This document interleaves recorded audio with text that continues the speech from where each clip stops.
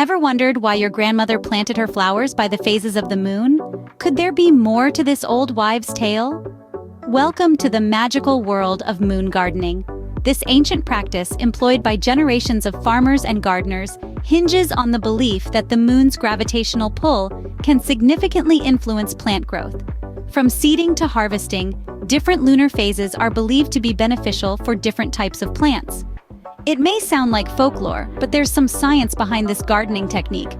So, how does this moon gardening work exactly?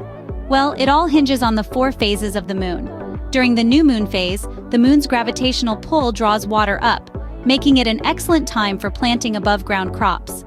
As we move into the first quarter, the moonlight increases and the gravitational pull decreases, creating a balanced condition ideal for leafy annuals. The full moon phase rolls around and we see a shift.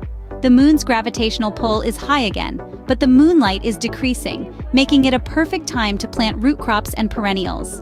Lastly, in the last quarter, both light and gravitational pull are low, so it's a great time for maintenance tasks. You see, the moon's gravity affects the moisture in the soil just as it affects the tides of our oceans. This, in turn, can impact plant growth. Moon gardening isn't just about following a calendar. It's about syncing your gardening tasks with the natural rhythms of the earth and sky. Ready to try moon gardening for yourself? Consider this your invitation to embark on a celestial gardening adventure. Start small, maybe with a single bed or a few pots. And always remember, gardening is as much an art as it is a science. It's about enjoying the process, nurturing life, and creating something beautiful. So let the moon guide your green thumb and see what magic unfolds. Remember, every garden is unique, just like the gardener who tends it.